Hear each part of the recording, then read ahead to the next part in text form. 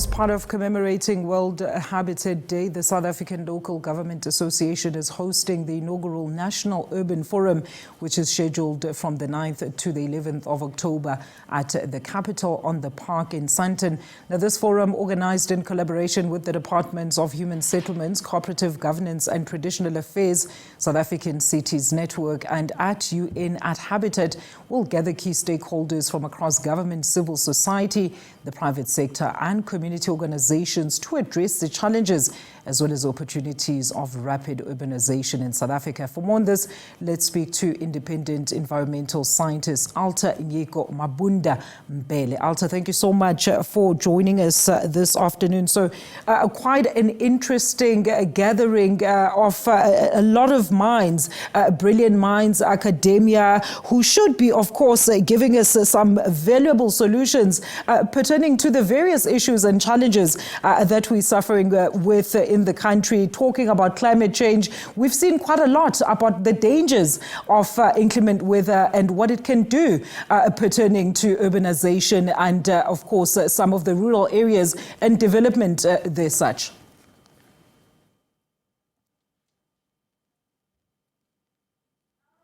In that, it's a very important gathering that looks at different challenges that comes with urban and rural development, as you indicated, not only focusing on the urban, as we also have the rural development that we need to develop to limit the migration of people from rural areas coming into cities to work, but the development that is also going into our rural areas.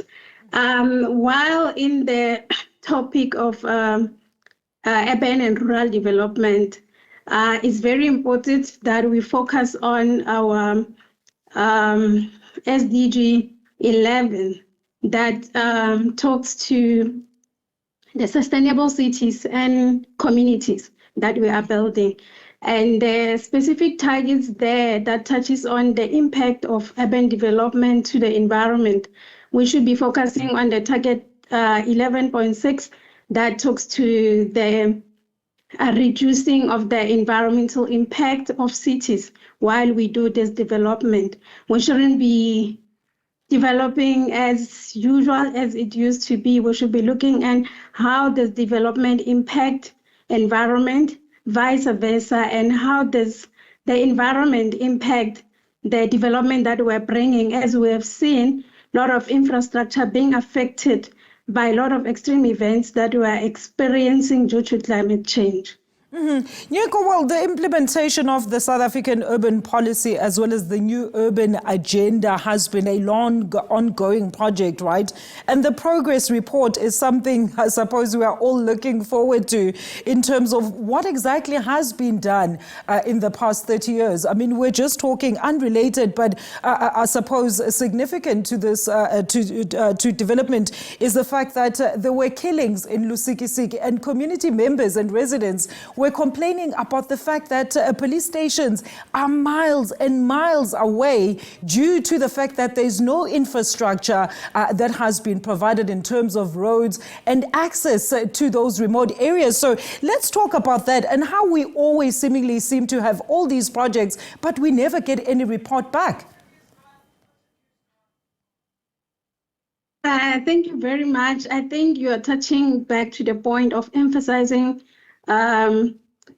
rural development, touching to the point of where is this report or where is the development happening. We should be capacitating from the SALGA perspective, capacitating the municipalities in the rural areas to respond to the developmental needs of those communities, which are encompassing, integrating of climate risks that we are experiencing, and the infrastructure should be responding to the needs of these people in those areas. It should be informed by the participation of these communities to understand the developmental needs that are resilient and are not impacting the environment. So, Nyiko, you don't think this will just be another talk shop? I mean, it's a 3 days type of symposium. I was looking, of course, at the website for SALGA there. There's not much information on the speakers. They are saying, of course, there will be industry leaders that will be tabling some debates during most part of their agenda. But, I mean, let's talk about that. What do you think? Will this not be just another talk shop, and then for another 5 years, we're not going to get any progress-backed reports? I don't think it can be another talk shop per se.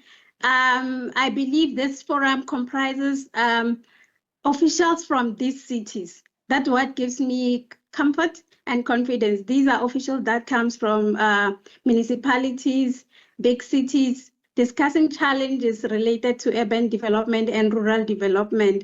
So I have a hope and believe that there should be something there that will be coming out in relation to the challenges when it comes to urban and rural development. How do we combat environmental impact while advancing this urban development? And the progress in terms of implementing the SDG 11, the development of smart cities, SDG 13, the climate action, life on land and life in water, because all these are integrated. If you look at the landscape of our cities, example of City of Joburg, there is so much green corridors along the cities, the rivers, which is water, life in water, life on land, the green or ecological infrastructure that should be integrated into urban development. So I have a hope that there will be unearthing these challenges and chant a way forward from this forum on what is the solution. It's no longer a business as usual kind of discussion. We need to be moving towards integrating climate impact, reducing impact into our urban and infrastructure development planning.